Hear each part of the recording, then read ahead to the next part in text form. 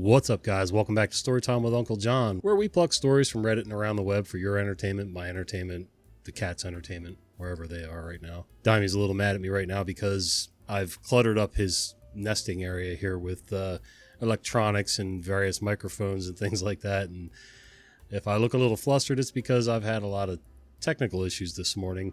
I went to set up and record, and I let my audio recording interface update. Big mistake right before you try to record, because nothing worked after I did that. So it took me a little while to get everything settled down, sorted through. Hopefully we're good now. Hopefully we're good. Anyway, today we're going to look at some tales from the front desk. So let's get to it.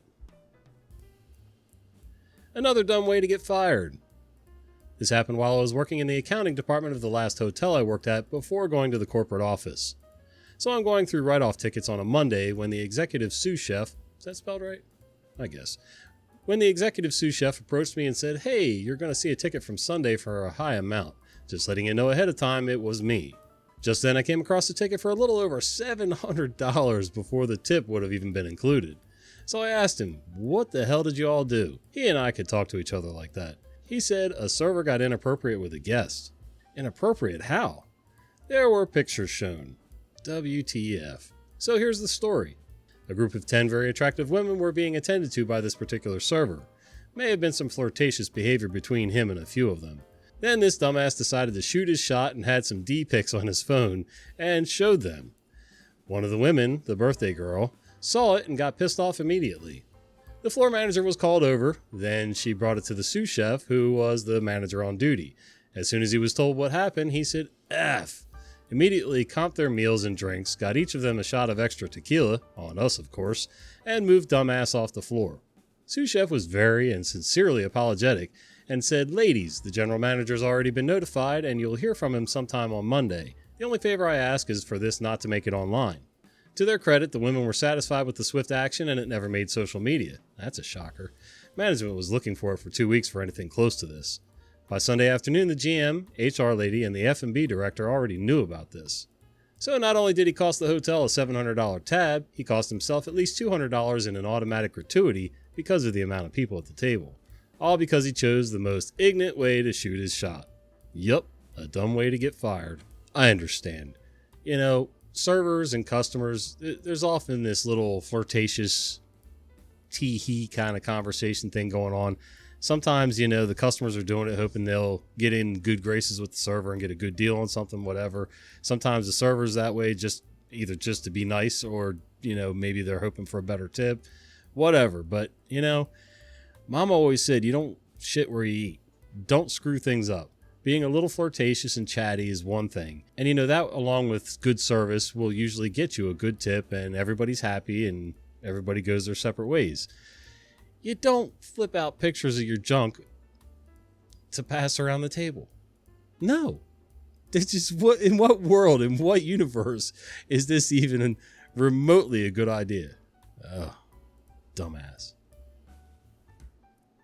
I, female, was slapped in the face by a guest, male.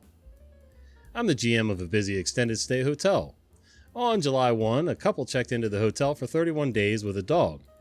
They had a TPA, filled out pet paperwork, and paid pet fees with no mention of a service animal.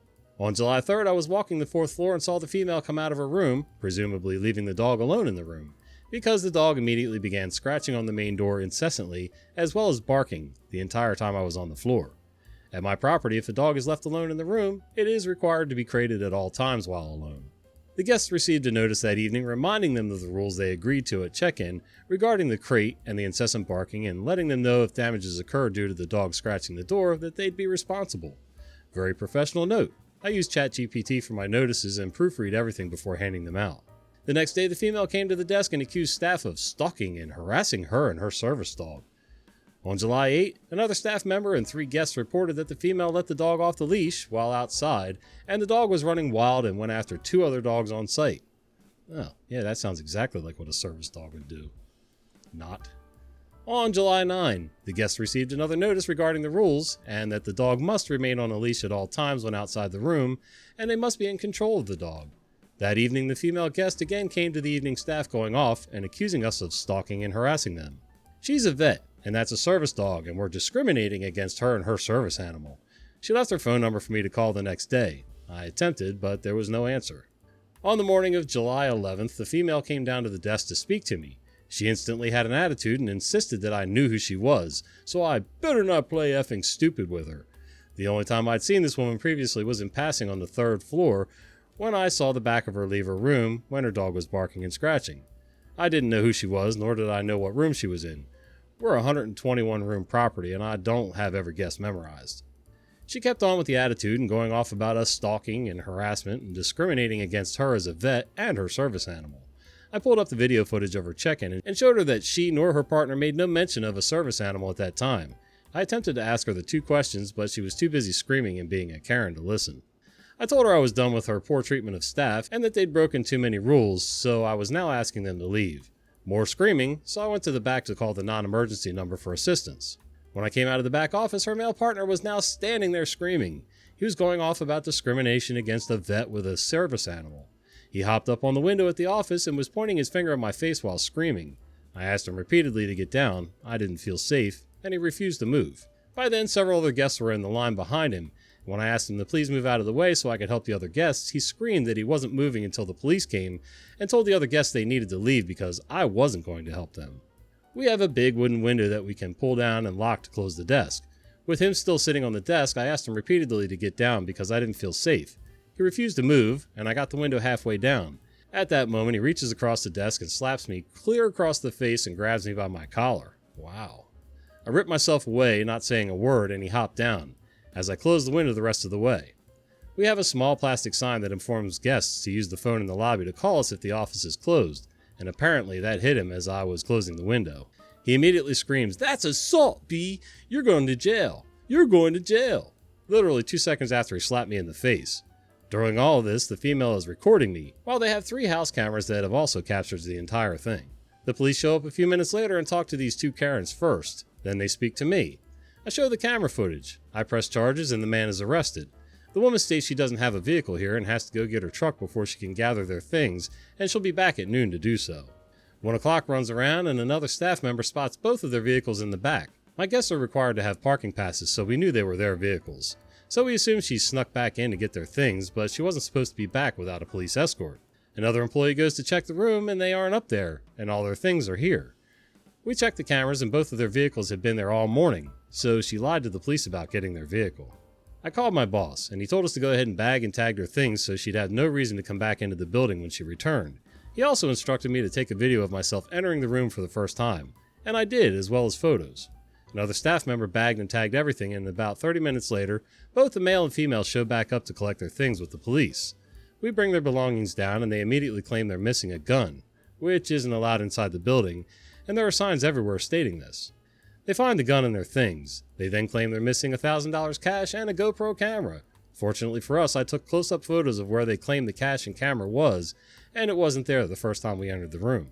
Fast forward to Monday, and we're getting incessant calls to the property asking for me by first and last name. Someone calling finally mentions that they're calling in regard to the videos posted on TikTok. I find the videos, and while I'm doing nothing wrong in them, the captions explain things very differently than they actually happened.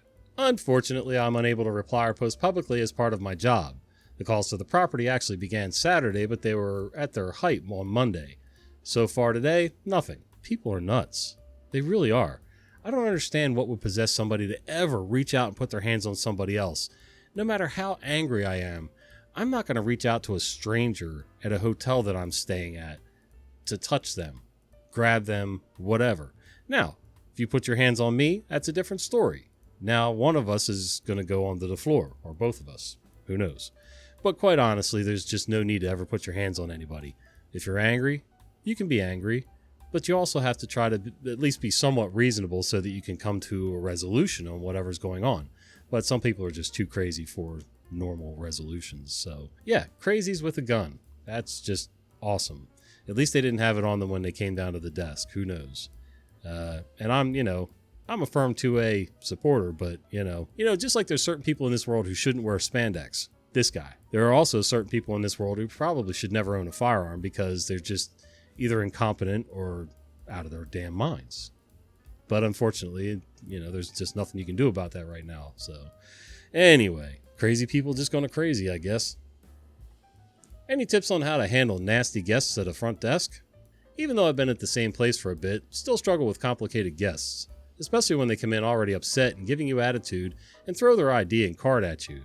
You politely tell them that you can refuse service, and one of the guests responds with, "Just ignore my mother and just check us in." All because there was no information about the incidental fee. Heard that term too many times to care at this point, and hands were shaking. Thankfully, my coworker took over and they behaved better with her. As of lately, I've come across too many entitled people who want to be treated well, yet only paid $50 through a shady third party. I already have a plan to study something within the hospitality field, just not hotels for now. Coworkers tell me to just hang up on people, but though not all hotels have that option, and to have to diffuse the situation the best you can. I would still love to hear what other ways there is to speak without triggering the angry guest, but it seems impossible at times. I mean, some people are just angry. Some people, I could see being a little hyped up after if you've been driving 5, 6, 8 hours that day trying to get to a destination so that you can check in reasonably at a reasonable time, get a meal and settle down for the night. I could see being a little hyped, but, there's no reason for them to take it out on you. But in all fairness, I've run across enough desk people that were amped up too. Maybe they were expecting somebody to challenge them. And when you walk in and speak to them, sometimes they can have a little attitude as well, right from the start. And some of them just don't like their job, and it shows on their face and in their mannerisms and every interaction they have. I've run into a few of them too. And listen, I understand not liking your job, but it doesn't mean that you exude that to all of your customers coming in either. So, yeah, I mean, people just need to check their attitudes right from the start. You're in the hospitality field, you do have to deal with a certain amount of that. And, while you shouldn't have to eat crap nonstop, there are ways to diffuse the situation. If you're going to match their energy, then you kind of get what you get too. So, I don't know. 1 a.m. early check-in. It was high season in an airport hotel in Santiago, Chile. Chile. I say Chile because I'm a redneck, but I'm pretty sure it's Chile or something like that. I was on the night shift, and the rush hour of check-in is between 8 p.m. and 2 a.m. So we have a row of guests waiting for their check-in. At about 1 a.m. arrives a guest with his family. He tells me his name and I could find his reservation. At that time we have about 20 to 30 check-ins left, so I asked for his confirmation number. While I was looking for his reservation in the system, he says, "I put that I'll arrive at 1 a.m. And indeed he did, but he booked it for the next day. I explained the situation and he insisted that he was correct. I say, "Sir, your reservation starts at 3 p.m. tomorrow. Unfortunately, we don't have a room for you tonight." The guest says, "But I put that I'll arrive at 1 a.m. I say, "Did you put the right dates in your reservation?" Guest says, "Yes, I want to enter now and leave the next day in the afternoon. So 1 a.m. early check-in and a late checkout. That's why I put that I wanted to enter at 1 a.m. That's why I put 1 a.m. arrival." He used the blue third-party website with a B and put arrival time 1 a.m. I say, "Yes, but that lets us know that you'll arrive at 1 a.m. tomorrow." Guest says, "But I put that I'll arrive at 1 a.m. Wow, this is going nowhere. So as he was understanding the situation, I pointed to the huge WWE-style LED screen on my back that had the hour and date in one of the corners. I say, "Sir, your reservation starts in 14 hours. Unfortunately, we don't have rooms available right now." He complained again, but went to the sofas of the lobby while the rest of the guests waiting for check-in held their laughter in by the way I explained the issue. After all the mayhem of the hordes of guests doing check-in ended, he approached again to ask if there were rooms available. Unfortunately, there were not. As I said before, it was an airport hotel, so it provides courtesy shuttle service back to the airport. So at 4 a.m., the shuttle starts leaving full of guests. He notices this and asks for a room. I say, "Sir, as I said before, we don't have rooms available tonight. Because it's high season, probably there will be a room available around 12 p.m. The guest says, "But there's plenty of rooms available now that all these people are leaving." I say, "Those rooms are dirty. For rules of the hotel, I can't give you a dirty room. Plus, those rooms need to be cleaned and sanitized." We were like 2 weeks after COVID restrictions ended. Guest says, "So, send somebody to clean them." I say, "The cleaning service starts at 9 a.m. because the guests complain about the noise of vacuums, and even at 11 a.m. they still complain. The guest insists that it doesn't matter and he needs a room. At this point, I started to get annoyed and answer really simply again so that he could understand. I say, "Sir, your reservation starts in 11 hours. So we have two choices. I could cancel the reservation and you could go looking for a new hotel, or you could wait until we have a room ready. And once again, as I said before, it would be around 12 p.m. He got mad and returned to his sofa shelter he made for his family. At this point, my coworker asked why I didn't send him to hell or whatever. I told him at this point he's closer to check-in than before. At 6 a.m. the breakfast starts next to the lobby, so he has to go in front of me to get to the restaurant. The guest says, "My reservation includes breakfast?" I say, "Yes it does, but it's for tomorrow." I didn't quite finish, and he continued walking. "Sir, your breakfast is included for tomorrow. If you want to have breakfast today, you must pay for it." The guest, sounding super annoyed and sarcastic, says, "All this that you're telling me appears at my invoice?" I lost it. He was pushing me all night. Wanted a free supreme early check-in with breakfast, and he was mocking me. I say, "Your reservation starts in 9 hours, sir. The breakfast for today is for the passengers that arrived yesterday. If you want to have breakfast today, you'll have to pay for it." The guest, now angry, "Will you give an invoice that points all this?" Me, articulating every word, "All this information appears in your reservation. I invite you to read it." My shift ended, and as I was leaving, I told the situation to the morning staff. Then I go home. I was off the next 2 days, and when I arrived at my new shift, I checked his reservation, and it said, "Check-in, 13:20 hours. Check-out, 12:30 hours next day." My supervisor asked me about the situation, and I explained it. Then he tells me, "The guest asked for a late checkout because his room wasn't ready when he asked for it." Well, seeing this situation after a while, I understand why he was so annoying, but there are lots of people that contact the hotel to ask what to do in this situation, which in the end is better to book 2 nights and you'll have a room ready for you. Then down in the comments there are airport hotels, almost always airside, that allow you to book check-in for any time. They're designed for people with long layovers. They can also be more expensive. They have to be staffed with housekeeping 24/7, who can do rapid turnover. The ones I've stayed in charge by the hour. Stop laughing, not that kind of by the hour. Something like a 4-hour minimum, plus X for every hour after that. I have indeed checked in at 1 a.m. A comfortable bed and a shower after a long-haul flight are true bliss, even if the room has no windows. And a guaranteed wake-up call to be sure I don't oversleep, even after setting alarms. However, there's no hotel or restaurant, so breakfast isn't included, the assumption being that there are enough places in the terminal. Perhaps you thought you operated one of those. And the comment below this one says, "Those per-hour airport hotels really give flying by the seat of your pants a new meaning." I don't understand why people get confused over dates and times.